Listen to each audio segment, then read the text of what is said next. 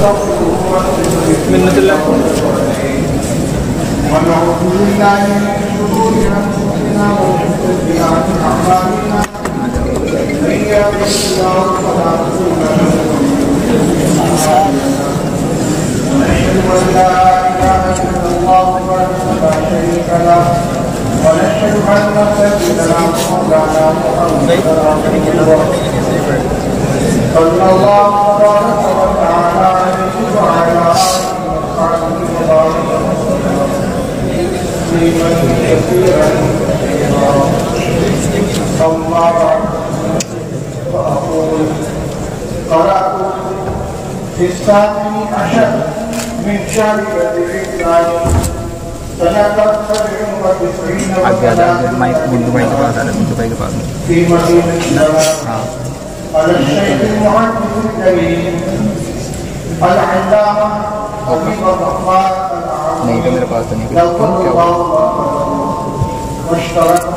नजर नहीं आता किसी को الاستاذ الشيخ حبيب الرحمن पता नहीं तो الشيخ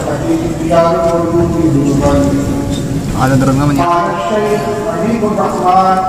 حدثا رواق رسالة رواق رسالة القواعد عن الشيخ محمد عبد الغفار عن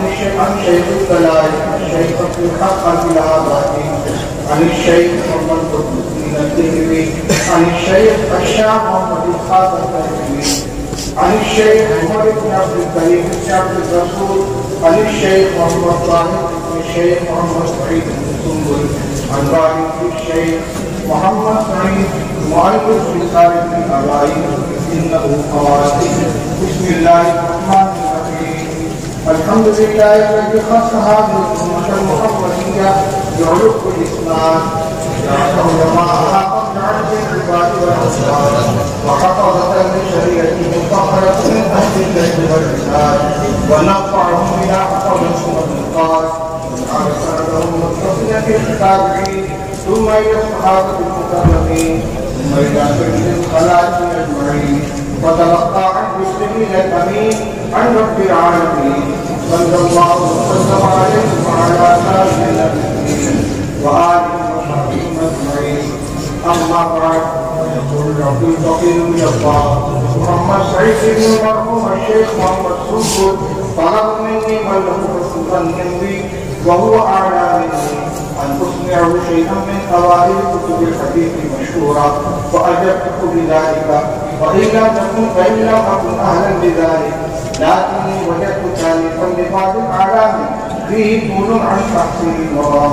فأحببت أن ألخص لما ذكر فيه أول حديث من كل ثالث سطر ذلك لبابه روما بالاختصار والذكر في مجلس واحد من أهل الاستغفار فأقول مستعينا بالله والأقول مستعينا بملك الدجال إني سمعت بعض أوائل الكتب على